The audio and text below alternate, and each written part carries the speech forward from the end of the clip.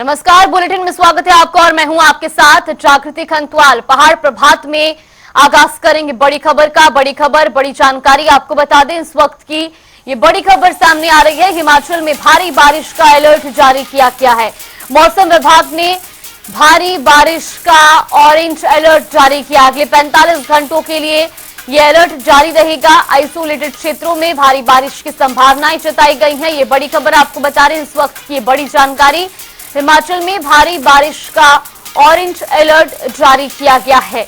इस वक्त की ये बड़ी खबर, बड़ी जानकारी। अगले 45 घंटों के लिए आइसोलेटेड इलाकों में भी जो बारिश का अलर्ट है उसे जारी कर दिया गया है। आपको बता दें कि अगले 45 घंटे कई इलाके ऐसे हैं जहां पर तेज बारिश देखने को मिलेगी और ऐसे में मौसम विभाग ने भी बारिश का ऑरेंज अलर्ट जारी किया है। अगले 45 घंटों के लिए ये अलर्ट जारी किया गया है। इस वक्त की ये बड़ी खबर, बड़ी जानकारी। तो प्रदेश में मौसम विभाग ने बारिश का ऑरेंज अलर्ट जारी किया है। अगले 45 घंटे होंगे जहां तेज बारिश देखने को मिलेगी और आइसोलेटेड क्षेत्रों में भी भारी बारिश की संभावना जताई गई है।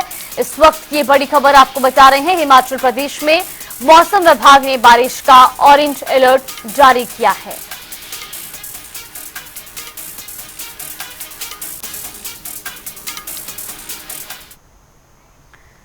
और चलिए रुक करेंगे अगली बड़ी खबर की ओर। बड़ी खबर, बड़ी जानकारी आपको बता दें इस वक्त की ये बड़ी खबर। सरकार गिराने के षड्यंत्र मामले से जुड़ी ये बड़ी जानकारी सामने आ रही है। आरोपियों की बालूगंज थाने में आज फिर से पेशी होनी है। इस दौरान हरियाणा के पूर्व मुख्यमंत्री के प्रचार सलाहकार को भी बुलाया गया है। बीजेपी प्रत्याशी आशीष शर्मा पर भी साजिश के आरोप है। पूर्व आईएएस अधिकारी राकेश शर्मा पर भी आरोप लगे हैं। दोनों आरोपियों को आज हाईकोर्ट से अग्रिम जमानत मिली थी। अब आपको बता दें कि सीपीएस सेंटर अवस्थी ने एफआईआर दर्ज करवाई थी और अब इस मामले में आज फिर से पेशी होनी है। ये बड़ी खबर, बड़ी जानकारी आपको बता रहे हैं। आरोपियों की बालूगंज थाने में आज फिर पेशी होगी जहां हरियाणा के पूर्व मुख्यमंत्री के प्रचार सलाहकार को भी बुलाया गया है। बीजेपी प्रत्याशी आशीष शर्मा पर भी आरोप है। उसके साथ ही पूर्व आईएएस अधिकारी राकेश शर्मा पर भी आरोप है। इसी खबर पर ज्यादा जानकारी के साथ हमारे सहयोगी रॉबिन शर्मा हमारे साथ जुड़ गए। रॉबिन, अब जिस तरीके से जानकारी सामने आ रही है, सरकार गिराने के षड्यंत्र मामले में एक बार फिर से पेशी होनी है, आरोपियों को भी बुलाया गया है। फिलहाल क्या कुछ अपडेट? जी बिल्कुल, देखिए जागृति, हिमाचल प्रदेश में ये जो मामला है ये तभी से प्रकरण में आया जब यहाँ पर एक बड़ा राजनीतिक उलटफेर हुआ और राज्यसभा की जो सीट है कांग्रेस के पूर्ण बहुमत के बावजूद भाजपा ने जीत ली थी। इसके दौरान जो सदन है विधानसभा में कुछ कांग्रेस के नेता और 3 निर्दलीय विधायक जिसमें आशीष शर्मा भी शामिल थे, इन्होंने क्रॉस वोटिंग की थी। और इसी के बाद जो सीपीएस हैं संजय अवस्थी और भुवनेश्वर गौड़ विधायक मनाली से, इन दो ने जो एफआईआर दर्ज करवाई थी, शिकायत दर्ज कराई बालूगंज थाने में। राकेश शर्मा जो चैतन्य शर्मा है विधायक थे, निर्दलीय विधायक, उनके पिता और पूर्व में जो उत्तराखंड के चीफ सेक्रेटरी रहे हैं, और दूसरे आशीष शर्मा निर्दलीय विधायक हमीरपुर से, इन दोनों के खिलाफ शिकायत दर्ज की गई जिसमें कहा गया कि ये दो व्यक्ति मुख्य आरोपी थे।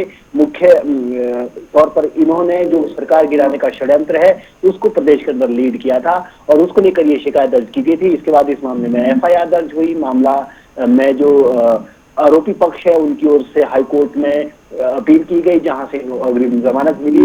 लेकिन अब इस मामले में जो है पूछताछ का दौर जारी है और इसमें कई नए नए जो लोग हैं उनको भी पूछताछ के लिए बुलाया जा रहा है।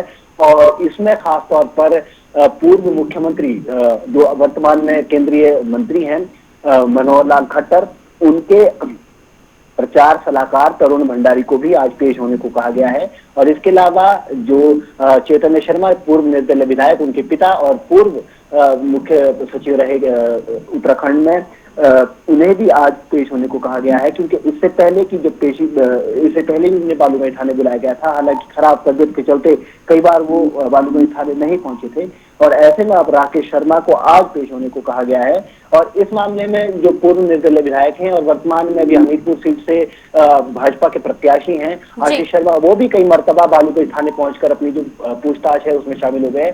देखिए, सरकार का साफ तौर पर आरोप है कि ये दो व्यक्तियों ने हिमाचल प्रदेश में सरकार गिराने का षड्यंत्र रचा था और इन्होंने महत्वपूर्ण भूमिका अदा की थी। लेकिन दूसरी ओर जो एक आरोपी है, इनकी ओर से कहा जा रहा है कि सरकार दुर्भावना से इन पर यह आरोप लगा रही है और इन्हें कानूनी पेचों में फंसाने की कोशिश की जा रही है।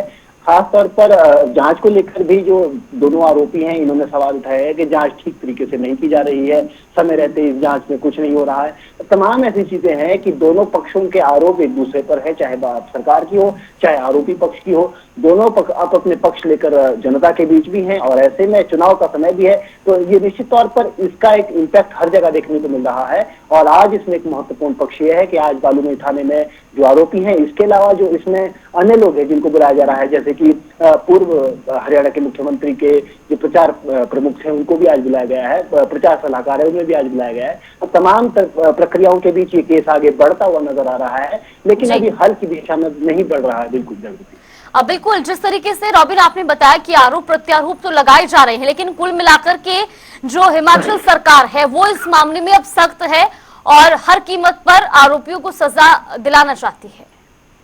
जी बिल्कुल, देखिए सरकार का पक्ष यही है और इसी कारण जो है एफआईआर, पहले शिकायत दर्ज हुई, उसके बाद एफआईआर दर्ज इस मामले में हुई और अब इस मामले की पूरी जांच चल रही है। सरकार का कहना यही है कि इस मामले में पूरी जांच की जाएगी।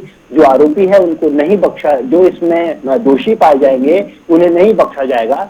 लेकिन वहीं दूसरी ओर जो इसमें आरोपी है उनका कहना है कि ये सारे जो आरोप है वो बिल्कुल निराधार है, इनके बेस नहीं है, फिर भी जो है उन पर ये आरोप लगाए जा रहे हैं। तो देखिए अब ये मामला जांच का विषय है, इसमें कुछ भी अधिक कहना इस वक्त शायद जायज ना हो, क्योंकि जब तक जांच के अधीन मामला है तो तब तक जब तक तथ्य सामने नहीं आते, जब तक इस मामले में सबूत सामने नहीं आते, तब तक इस मामले पर कुछ भी कहना अभी जल्दबाजी होगी। बहरहाल दोनों पक्षों के अब अपने तर्क हैं, अब अपने पक्ष है।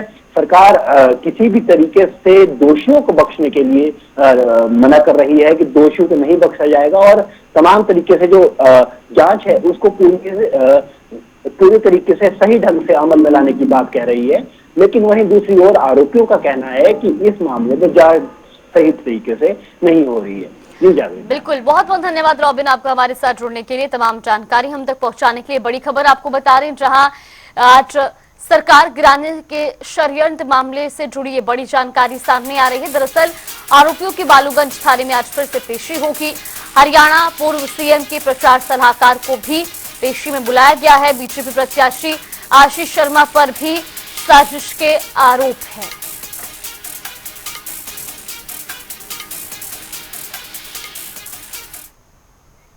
और चलिए खबरों में आगे बढ़ेंगे, जहां प्रदेश के उप मुख्यमंत्री मुकेश अग्निहोत्री नालागढ़ के 1 दिवसीय दौरे पर हैं और इस 1 दिवसीय दौरे के दौरान कांग्रेस प्रत्याशी बाबा हरदीप सिंह के लिए चुनाव प्रचार कर रहे हैं और लोगों से वोट की अपील भी कर रहे हैं। आपको बता दें कि इस 1 दिवसीय दौरे के दौरान मुकेश अग्निहोत्री ने आधा दर्जन से ज्यादा नुक्कड़ सभाओं को संबोधित किया और बाबा हरदीप सिंह के लिए वोट की अपील की है। इस मौके पर एक नुक्कड़ सभा को संबोधित करते हुए उप मुख्यमंत्री मुकेश अग्निहोत्री ने पूर्व मुख्यमंत्री जयराम ठाकुर पर भी जमकर निशाना साधा और जयराम को सोच समझकर बोलने की नसीहत भी दे डाली। रात को 9 बजे देखिए, बाबा हरदीप सिंह नालागढ़ क्षेत्र का एक लोकप्रिय व्यक्तित्व है।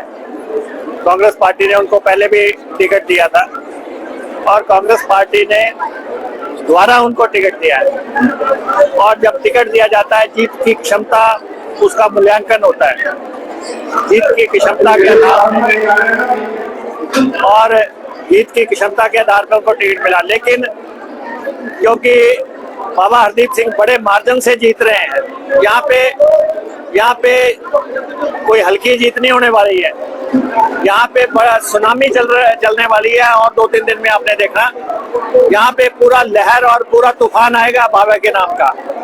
तो ये कुछ लोगों को पता भी लग गया है कि अब वो दोबारा विधानसभा में नहीं जा सकते, तो इसलिए वो लोग बाबा पे आरोप लगाते हैं।